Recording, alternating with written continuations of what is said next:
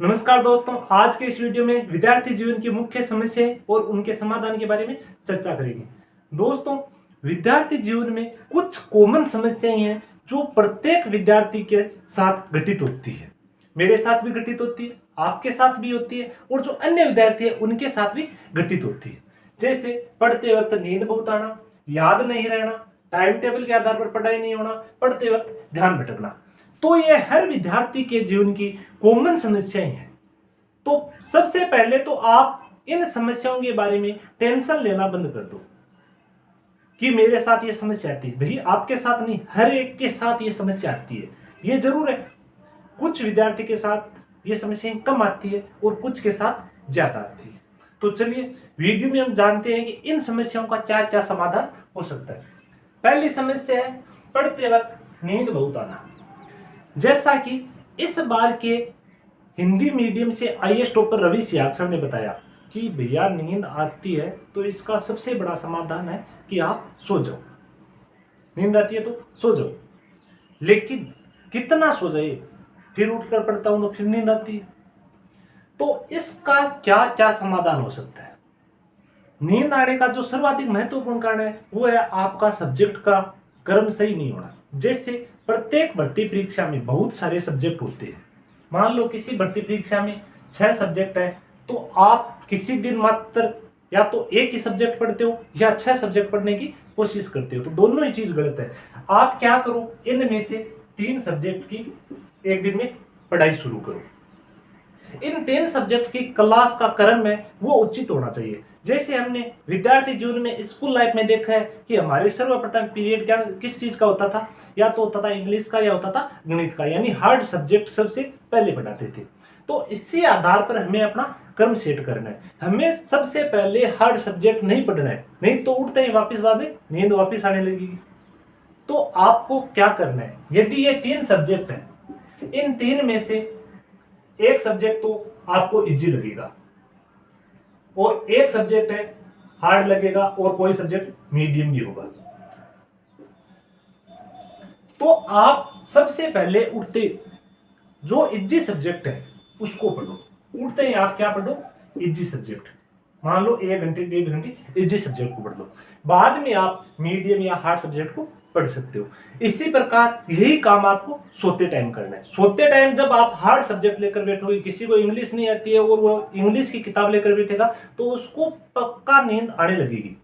तो इसलिए जिस टाइम आप उठ रहे हो उस टाइम भी हार्ड मत पढ़ो, और जिस टाइम आप सोने जा रहे हो, सोने से पहले 1-2 घंटे, उस टाइम भी हार्ड सब्जेक्ट मत पढ़ो। हार्ड सब्जेक्ट को दिन में किसी उस टाइम सेट करो जब आपको नींद सबसे कम आती है। तो ये तो हो गया सब्जेक्ट के कर्म। अन्य और क्या क्या चीजें, जैसे आप बिल्कुल रोशनी के स्थान पर पढ़ो जहां ज्यादा रोशनी है। पढ़ते टाइम थोड़ा थोड़ा पानी पियो। इसके अलावा आप पर्याप्त नींद ले लो। जैसे 6 से 8 घंटा नींद अनिवार्य बताइए, तो विद्यार्थी जीवन में आप 8 घंटे नींद को दे दो। बाद में भी आपको जरूरत पड़ती है तो दिन में भी आधा या 1 घंटा, मैक्सिमम 1 घंटा सो जाओ। इसके अलावा लगातार कंटिन्यू बहुत देर तक मत पढ़ो। 1 घंटा 50 मिनट के बाद 5-10 मिनट का गैप दे दो, और उस टाइम गैप इस प्रकार देना है कि आंखों को रेस्ट देना है। कोई मोबाइल टीवी उन पर ध्यान नहीं देना है, आंखों को उस टाइम क्या देना है, रेस्ट देना है। इसके अलावा खाने का भी नींद में बहुत ज्यादा योगदान रहता है, तो खाने का टाइमिंग और जो खाने की वेट है वो भी आप सही चुनो। कई बार विद्यार्थी क्या करते हैं कि जैसे किसी को रात के 11 बजे तक पढ़ना है तो वो 11 बजे खाने की सोचता है। इससे आपके स्वास्थ्य पर भी प्रभाव पड़ता है। तो आप जितना जल्दी हो सके, यदि आपको 11 बजे तक पढ़ना है तो 6-7 बजे आप अपना खाना खा लो। खाने खाने के बाद 15-10 मिनट का रेस्ट देने के बाद पढ़ने के लिए बैठ जाओ, नींद नहीं आएगी। लेकिन ये मत करो कि 11 बजे सोना है, 11 बजे सोते टाइम खाकर मैं सो जाऊंगा। ये चीज भी गलत है। तो इन सभी चीजों के अपनाने से आपको नींद जो आ रही है वो क्या हो जाएगी, कम हो जाएगी। सबसे ज्यादा ध्यान देना है वो सब्जेक्ट के क्रम पर ध्यान देना है। हार्ड सब्जेक्ट आपको उठते ही और सोते टाइम नहीं पढ़ना है। दूसरी समस्या की बात करते हैं, याद नहीं रहना। ज्यादातर विद्यार्थी ये कहते हैं कि मैं पढ़ता तो हूं लेकिन मुझे याद नहीं रहता है। तो भैया ये भी बिल्कुल कॉमन समस्या है। मानव की जो मेमोरी है वो बिल्कुल सीमित होती है, जैसे कंप्यूटर की मेमोरी है वो भी सीमित होती है। यदि उसके अंदर 10 GB, 5 GB, 8 GB जितना भी डाटा आना है उतना ही डाटा आएगा, उसके अलावा आपको डाटा डालना है तो क्या करना पड़ेगा, पुराने वाले को डिलीट। सेम यही हमारे दिमाग के साथ होता है, जब हम और चीज याद करते हैं तो पिछला भूलते जाते हैं, दिमाग ऑटोमेटिक उनको डिलीट मारता जाता है। लेकिन आप यदि रिवीजन कर दोगे तो वो सभी चीजें आपके दिमाग में वापस से क्लियर हो जाएगी, और रिवीजन के टाइम उतना टाइम भी नहीं लगता जितना आपने उसको पहली बार पढ़ा था, जितना टाइम लगा था उतना रिवीजन में टाइम भी नहीं लगेगा। दूसरी चीज, और ज्यादातर परीक्षाएं ऑब्जेक्टिव टाइप की होती है, और ऑब्जेक्टिव टाइप की एग्जाम में आपको ऑप्शन देखकर ऑटोमेटिक दिमाग में आ जाएगा कि इसका ये ऑप्शन है। मतलब एक आप जब 10वीं के 12वीं के एग्जाम में डिस्क्रिप्टिव टाइप के लिखते हो उस टाइम हमें एकदम रट्टा मारने जरूरत होती है, एकदम याद रखने जरूरत होती है, लेकिन ऑब्जेक्टिव टाइप के एग्जाम में इन सभी चीजों की जरूरत भी नहीं रहती है। तो यदि आपको याद कम रहता है तो इसका समाधान है कि आप रिवीजन करो। दूसरी चीज, इसकी टेंशन मत लो, ऑब्जेक्टिव टाइप का एग्जाम है, वहां ये जो टॉपिक आपने पढ़ लिए उसमें से यदि क्वेश्चन आएगा तो उसमें आपका ऑप्शन बिल्कुल सही होने की संभावना रहेगी। तीसरी समस्या, टाइम टेबल के आधार पर पढ़ाई नहीं होना। ज्यादातर विद्यार्थी क्या करते हैं कि अपना दिन का टाइम टेबल सेट करते हैं, मुझे इतने बजे से इतने बजे ये चीज पढ़नी है, इतने बजे से इतने बजे ये पढ़नी है। तो भैया हर दिन एक सा नहीं रहता है।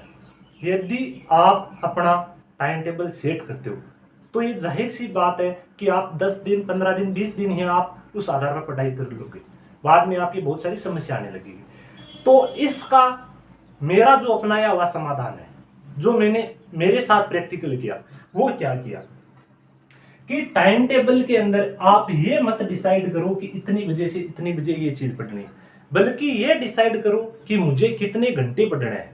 जैसे मान लो एक दिन में 24 घंटे होते हैं, इसमें से 8 घंटे नींद के और कम से कम 2 घंटे हमारी दैनिक क्रियाओं में, खाना, नहाना धोना, इनमें से चले जाएंगे।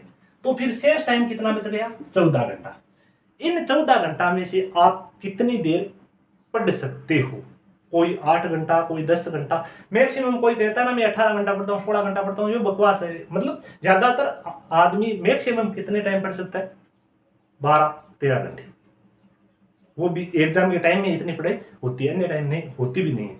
तो आप इन 14 घंटे में से अपनी तय कर दो कि मुझे मान लो 8 घंटे पर डे पढ़ना है, 8 घंटे पर डे पढ़ना है।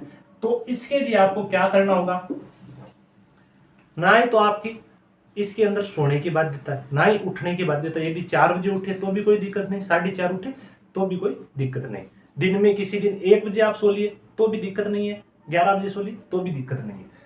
ये 8 घंटे पढ़ने के लिए मान लो कि कोई 5 से 6 बजे तक पढ़ता है तो ये 1 घंटा नीचे लिख लो। बाद में कोई 7 से 9 बजे तक पढ़ता है तो ये 2 घंटा इसके नीचे लिख दो, जितना आप एग्जैक्ट टाइम पढ़ रहे हो। इस प्रकार से दिन के लास्ट में इन सभी घंटा का योग कर लो। जैसे ये हो गई 3 घंटा और मुझे पढ़ना कितना, 8 घंटा। तो जितना इस टाइम में से कम रहता है, मान लो आपने पढ़ लिया 8 घंटा पढ़ना था, आपने 8.5 घंटा पढ़ लिया आज, तो आपने अपना लक्ष्य है वो पार कर लिया।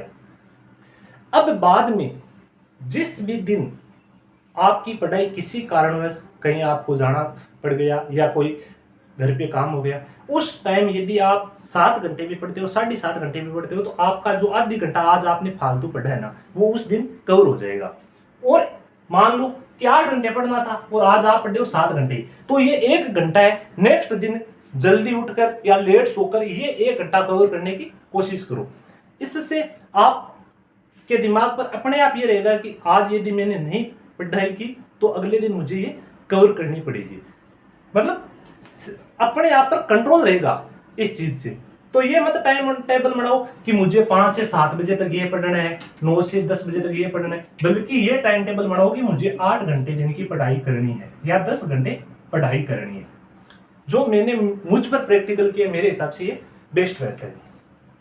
नेक्स्ट चीज है, नेक्स्ट समस्या है पढ़ते वक्त ध्यान भटकना। ये सभी के साथ होता है, मतलब केवल पढ़ते टाइम में नहीं, अन्य टाइम भी होता है। जैसे मतलब कोई बाइक चला रहा है तो बाइक चलाते चलाते टाइम उसे पता ही नहीं रहता कि मैं कहां से कहां पहुंच गया। मतलब ये नहीं होता है कि गांव से आगे चला गया, लेकिन कोई गांव बीच में से चला जाता है तो भी ये पता नहीं चलता है कि ये गांव चला गया। मतलब एनी टाइम मनुष्य के दिमाग में इस प्रकार की समस्या आती रहती है। यह समस्या ज्यादा कब आती है? जब हमारे दिमाग में किसी प्रकार की टेंशन हो या हम किसी चीज के प्रति ज्यादा सोचते हैं। यदि ये सोच लिया कि नहीं मुझे तो इस भर्ती में लगना ही है, मुझे तो ये करना ही है, नहीं उसने मुझे ये कह दिया, मतलब इस प्रकार की टेंशन अपने दिमाग में रखोगे तो आपका ध्यान है वह ज्यादा भटकेगा। तो इसका जो सर्वाधिक आसान सॉल्यूशन है वो है टेंशन कम से कम रखो। अब टेंशन रखने से तो आती नहीं है, अपने आप दिमाग में आती रहती है। तो इसका क्या समाधान है? मतलब जो आपको सबसे ज्यादा अच्छा लगता है काम, मान लो कोई भी काम है, यदि आपको क्रिकेट खेलने में सबसे अच्छा लगता है तो थोड़ी देर वो खेल के आओगे तो आपका दिमाग है बिल्कुल फ्रेश रहेगा। सुबह 15-20 मिनट एक्सरसाइज कर ली तो आपका दिमाग फ्रेश रहेगा। यदि आपके पढ़ने का टाइम सही है, रात को आप 8 घंटे सो रहे हो, 10-11 बजे सो रहे हो, सुबह जल्दी उठ रहे हो, तो भी इस प्रकार की समस्या कम आएगी। तो आज के इस वीडियो में जो विद्यार्थी जीवन की कॉमन समस्याएं हैं उनके बारे में हमने चर्चा की, उनका समाधान जाना। वीडियो कैसा लगा कमेंट बॉक्स में बताना। धन्यवाद।